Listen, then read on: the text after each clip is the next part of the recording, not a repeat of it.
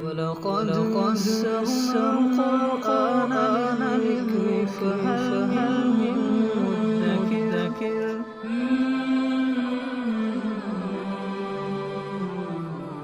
سورہ انعام آیت نمبر 151۔ اعوذ باللہ من الشیطان الرجیم، بسم اللہ الرحمن الرحیم۔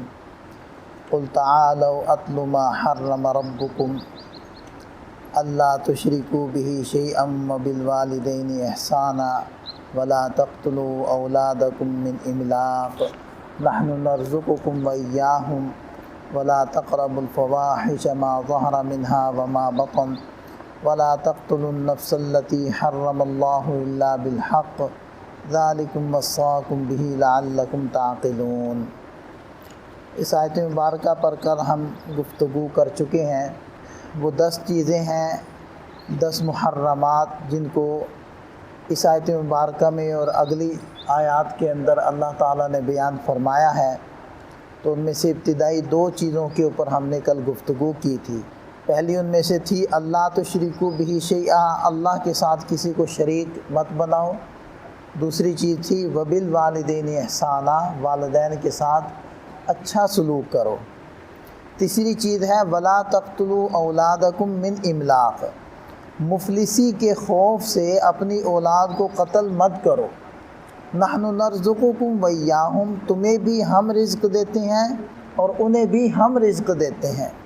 عربوں کے اندر یہ عادت بد جاری تھی کہ وہ بسا اوقات تو اپنی بیٹیوں کو زندہ دفن کر دیتے تھے، قتل کر دیتے تھے کہ ہمیں بعد میں کسی مرد کو اپنا داماد بنانا پڑے گا، حالانکہ خود بھی تو کسی کے داماد ہیں۔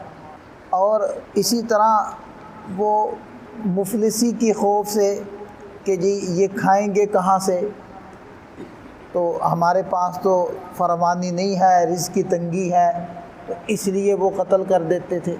تو اللہ تعالیٰ نے ارشاد فرمایا کہ تمہیں رزق کون دیتا ہے؟ تم کہاں سے کھا رہے ہو؟ تم خود کما رہے ہو؟ یہ انسان کی بھول ہوتی ہے کہ جی میں کما رہا ہوں۔ انسان کون ہوتا ہے کمانے والا؟ وہ تو اللہ تعالیٰ دیتے ہیں اور اسباب بھی اللہ ہی پیدا کرتے ہیں۔ اچھا، جو کھیتی باڑی کرتے ہیں، زراعت کرتے ہیں، تو براہ راست اللہ تعالیٰ زمین سے اگا رہے ہیں۔ ایک انسان بیج ڈالے، کھاد ڈالے، اللہ تعالیٰ اگائے نا تو کیا کر لے گا وہ؟ تو اسی طرح کوئی ملازمت کرتا ہے، کوئی کاروبار کرتا ہے، تو گاہک کو دکان کے اوپر بھی تو اللہ ہی بھیجتے ہیں، گاہک کے اندر طلب بھی تو اللہ تعالیٰ پیدا کرتے ہیں۔ ایک ہی چیز کی 10 دکانیں وہاں موجود ہیں، وہ گاہک 9 دکانیں چھوڑ کر آپ کی 10ویں دکان کے اوپر آتا ہے۔ اس کے اندر اللہ تعالیٰ نے نہ صرف یہ کہ اس چیز کی ضرورت کو پیدا کیا، بلکہ اس کے دل میں خیال بھی یہ ڈالا کہ تو نے فلانی دکان سے جا کر یہ چیز خریدنی ہے۔ تو یہ خیال کون ڈالتا ہے؟ یہ خیال بھی تو اللہ تعالیٰ ڈالتا ہے۔ تو اس لیے ارشاد فرمائے کہ نحن نرزقکم وإیاہم، پہلے خطاب کے صیغے کو ذکر کیا کہ تمہیں بھی ہم دیتے ہیں اور انہیں بھی ہم دیتے ہیں رزق۔ اور ایک حدیث پاک میں آیا کہ انما تنصرون وترزقون بضعفائکم، یقیناً تمہاری مدد کی جاتی ہے اور تمہیں رزق دیا جاتا ہے تمہارے کمزوروں کی وجہ سے۔ تو بسا اوقات انسان کو اپنے انہی کمزوروں کی وجہ سے، اس کمزور اولاد کی وجہ سے رزق مل رہا ہوتا ہے، اور اس اولاد کے آنے سے پہلے اس کا رزق کم ہوتا ہے، آنے کے بعد رزق بڑھ جاتا ہے۔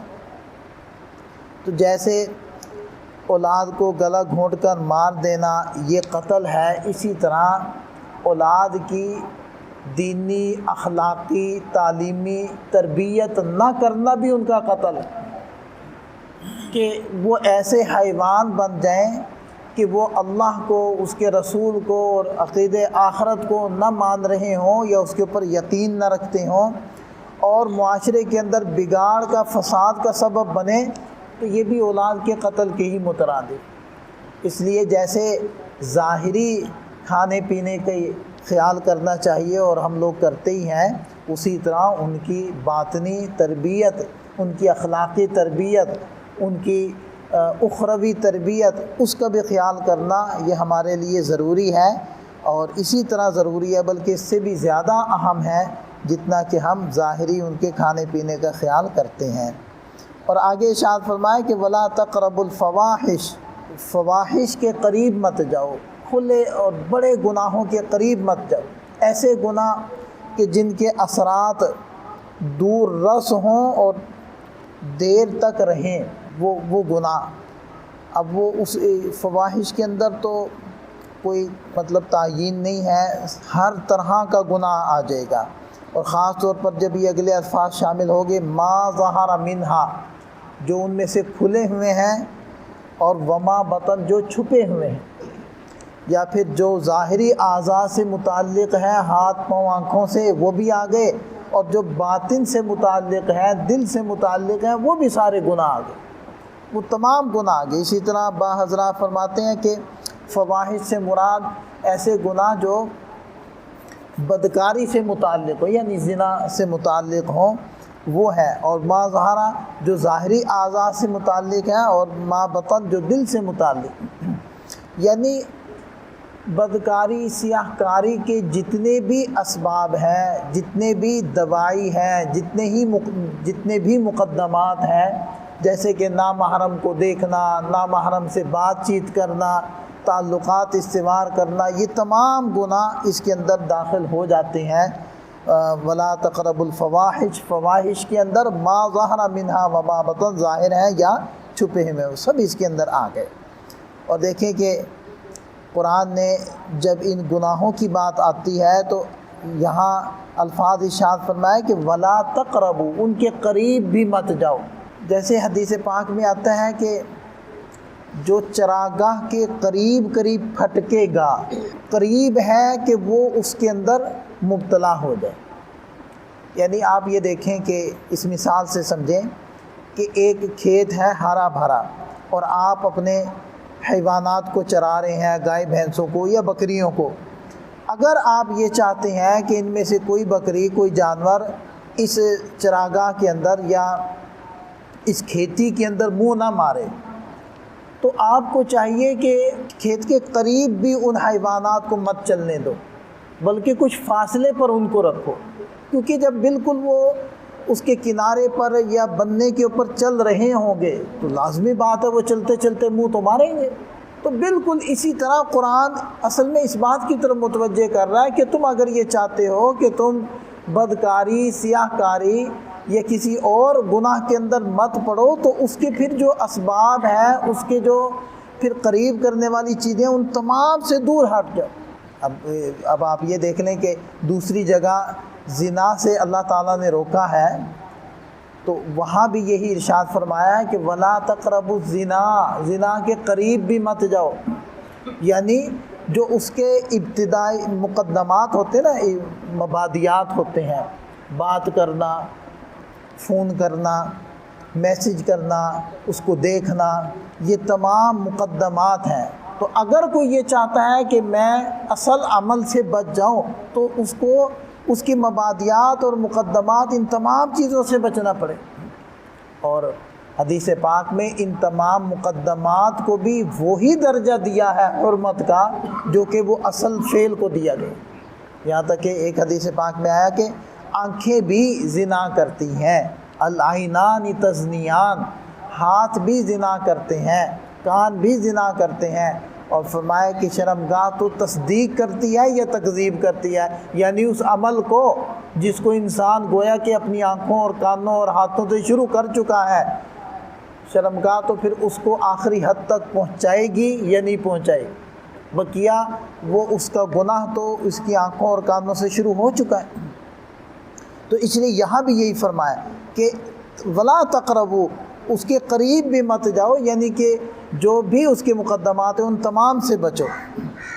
اگر انسان حقیقت میں کسی گناہ سے بچنا چاہتا ہے تو اس کے جتنے بھی قریب والی چیزیں ہوں گی ان تمام سے بچے گا تو وہ اصل اس گناہ سے بچے۔ اور آگے ارشاد فرمایا کہ وَلَا تَقْتُلُوا النَّفْسَ الَّتِي حَرَّمَ اللَّهُ إِلَّا بِالْحَقِّ، کسی جان کو قتل مت کرو مگر حق کے ساتھ، یعنی اگر کوئی وجہ ہے اس کے قتل کرنے کی پھر تو شریعت نے اجازت دی ہے، جیسے کہ خود نبی پاک صلی اللہ علیہ وسلم نے فرمایا ہے کہ کسی نے اگر شادی شدہ ہونے کے بعد زنا کیا ہو تو شرعاً اس کو سنسار کیا جائے گا، اور حاکم وقت جرم کے ثابت ہونے پر اس کو سنسار کرے گا۔ تو یہ ایک صورت ہے الا بالحق کے اندر یہ داخل ہے۔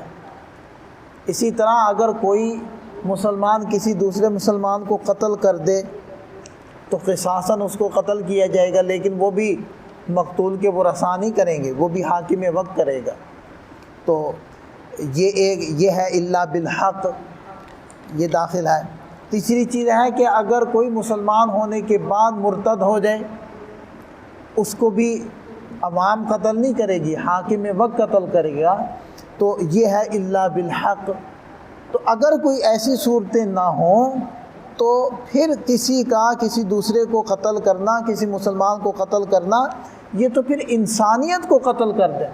قرآن کریم میں دوسری جگہ ہے کہ وَمَنْ قَتَلَ مُؤْمِنًا مُتَعَمِّدًا فَجَزَاؤُهُ جَهَنَّمُ خَالِدًا فِيهَا وَغَضِبَ اللَّهُ عَلَيْهِ وَلَعَنَهُ وَأَعَدَّ لَهُ عَذَابًا عَظِيمًا۔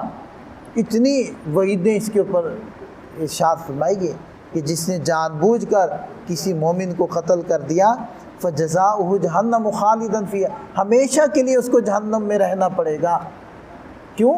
اس لیے کہ ایک مسلمان کی جان کی حرمت اور اس کی حفاظت کرنا ہر مسلمان کے ذمے، اور اس کو قتل کرنا یہ جائز نہیں ہے۔ اس نے پھر بھی اس کو قتل کیا تو یقیناً اس نے اس کو جائز سمجھ کر قتل کیا نا، تو جائز سمجھ کر قتل کیا تو ایک حرام فعل کو حلال سمجھا تو اس سے وہ کافر ہو گیا۔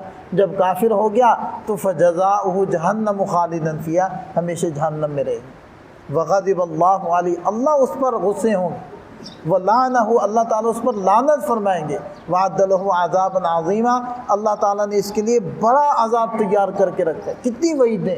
اب مسلمان تو مسلمان، اگر کسی اسلامی مملکت میں غیر مسلم رہتے ہوں جس کو ذمی کہتے ہیں، جیسے کہ پاکستان کے اندر اگر عیسائی رہتے ہیں، ہندو رہتے ہیں، سکھ رہتے ہیں، یا اور کوئی بھی غیر مسلم رہتا ہے تو وہ سب ذمی ہیں، وہ اس ملک کے شہری ہیں۔ اگر کوئی شخص ایسے ذمی کو قتل کر دیتا ہے تو نبی پاک صلی اللہ علیہ وسلم نے ارشاد فرمایا کہ اللہ کا ذمہ اس سے بری ہے، اور جس شخص سے اللہ کا ذمہ بری ہو جاتا ہے، یعنی اللہ کی ذمہ داری ختم ہو جاتی ہے، وہ شخص جنت کی خوشبو بھی نہیں سونگھ پائے گا، حالانکہ جنت کی خوشبو تو 70 سال کی مسافت سے آئے گی۔ یعنی انسان 70 سال چلتا رہے، جتنا فاصلہ بنتا ہے، جنت کی خوشبو تو اتنی دور سے آئے گی۔ یہ شخص محروم رہے گا جنت سے، جس نے کس کو قتل کیا ہے؟ ذمی کو قتل کیا، غیر مسلم کو قتل کیا۔ تو پھر جو مسلمان کو قتل کر دے تو یہ کتنا بڑا جرم ہوگا۔ تو اس لیے فرمایا ان چیزوں کو ذکر کرنے کے بعد، یہ 5 چیزیں ہو گئی جو اس آیت مبارکہ میں مذکور ہیں۔ پھر آگے ارشاد فرمایا ذالکم وصاکم بھی، اللہ تعالیٰ تمہیں ان چیزوں سے بچنے کی تاکید فرماتے ہیں، لعلکم تعقلون، شاید تم سمجھ سے کام لو، اپنی عقل سے کام لو اور ان چیزوں کی اہمیت کو سمجھو۔ اللہ تعالیٰ ہمیں سمجھ عطا فرمائے، عمل کی توفیق عطا فرمائے۔